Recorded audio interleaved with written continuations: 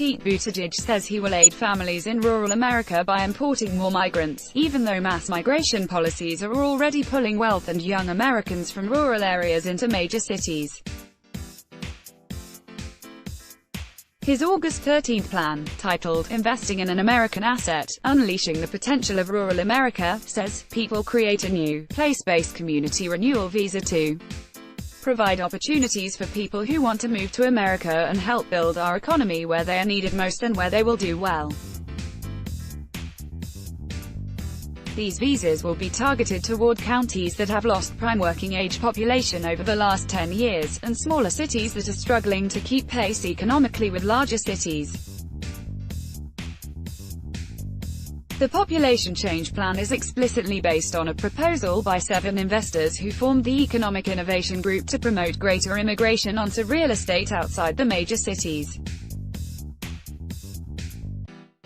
The investors say their Heartland visas would add to the current inflow of roughly 1 million legal immigrants each year and would expand the labor supply and housing demand in communities around the nation. A place-based visa program would allow mutually advantageous matches to be made between skilled immigrants and places wishing to attract more human capital, according to EIG's investors. Immigrants were so crucial to South Bend Mayor Buttigieg, and to his donors, that they are celebrated in the first paragraph of his plan.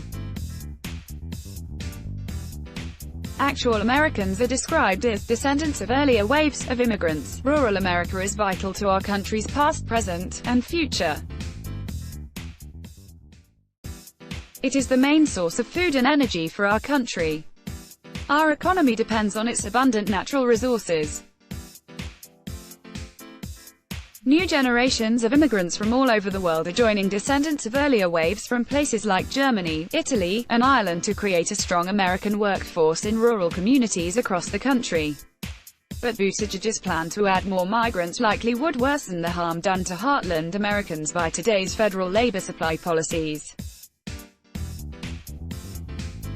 The current immigration policy allows investors based along the coasts to invest their funds and create jobs in nearby coastal cities because the federal government always provides them with more imported labor. The endless fly-in of foreign workers means investors do not have to invest in the heartland towns and cities where American families are producing the nation's next generation of young blue-collar and white-collar American graduates. Mass immigration breaks the marketplace incentive for coastal investors to create jobs wherever Americans emerge from schools and colleges. Why bother to create new jobs in distant Kentucky when the next flight from India is landing at nearby Los Angeles International in 10 minutes? The government's supply of labor to the coasts also means the population grows rapidly along the coasts. That imported population spikes coastal housing values, so driving up real estate wealth along the coasts, even as real estate wealth remains flat in the heartland. The EIG investors' plan has been touted by pro-migration groups, such as the New York Times. A lobbying group for investors admits mass migration helps investors in major coastal cities but fails Americans in heartland. So it urges less immigration. No, it urges more migration to spike family housing prices outside major cities. https://t.co/1roxygsbcq, Neil Monroe, at Neil Monroe DC, May 16, 2019. Buttigieg's endorsement of the EIG to send more workers to the heartland states will make little difference to this wealth transfer from small towns to the coasts, in part because the foreign people who get heartland visas will be free after a few years to move themselves and their families out to the coasts and the major cities. The EIG plan seems to expect this pro-city trend when it describes the likely gains in several old cities, Detroit, Buffalo, and Baltimore. There is little evidence that the temporary stay of migrants in heartland towns can fix the problems that Buttigieg promises to fix. Our government too often treats rural America as an afterthought, and it shows. Rural Americans today die younger than urban Americans, farm income has plummeted, more workers are sinking into poverty, and job growth is lagging compared to urban areas. Opioids are ravaging a generation. Access to quality healthcare, including mental health care, is often literally out of reach. Parents are wondering if their kids will have the opportunity to thrive where they grew up. For many young people, the answer is no, and they are fleeing to cities to find jobs. Buttigieg's promise of more migrants for rural areas is also accompanied by his promise of yet more wage-lowering, rent-raising amnesties and migration for the rest of the nation. Common-sense immigration reform must include a pathway to citizenship for immigrants living, working, paying taxes, and contributing to our American story, including dreamers, resources to end the backlogs in our lawful immigration and asylum processes, and reasonable security measures at the border. By promising more migrants, Buttigieg would pressure rural employers to competitively hire healthy new migrants and to fire less productive Americans. That process was recently spotlighted by the federal raids on poultry processing plants in Mississippi, where managers hired healthy, compliant migrants instead of hiring the remaining locals who could not get other jobs. Many Americans are already working in chicken processing factories, and more will take the jobs when low-wage illegals are sent home and the starting wages are pushed up. Another win for Econ 101, supply.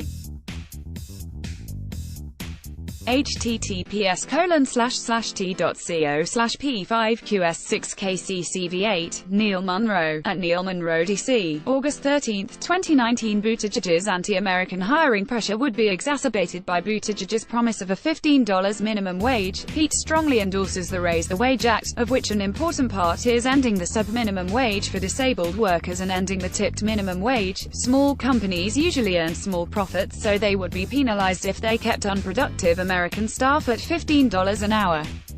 That high wage would incentivize companies to compete by shedding unhealthy, older, and slower Americans. Other steps Buttigieg promised would also pressure and incentive employers to hire illegals, restore overtime regulations that would protect 8 million more workers across the country, including nearly 1 million in rural areas. Pete will set up a national system of paid sick leave and will work to pass the Family Act to create a national paid family and medical leave fund, expand worker protections for farm workers and domestic workers. Some parts of his plan would help rural areas, for example, by strengthening antitrust enforcement so farmers have a fair market where they can buy and sell seeds and produce a deal with the nation's huge but few agricultural companies. He also promises to pay farmers to participate in conservation programs, support agriculture and significantly invest in $50 billion over a decade in innovative research in soil technology, plant and animal health, food safety, nutrition and health, and natural resources, to promote a healthy environment for future generations. Other elements that are part of his rural program: more apprenticeships, grants for students, higher salaries for rural teachers, better internet access, may help but will do little to close the economic gap between small towns and immigration-bloated cities. Sen. Cory Booker's call for more unskilled immigration is cheered by pro-migration advocates. Just follow the ideology. This total includes about 800,000 Americans who graduate with skilled degrees in business or healthcare, engineering or science, software or statistics.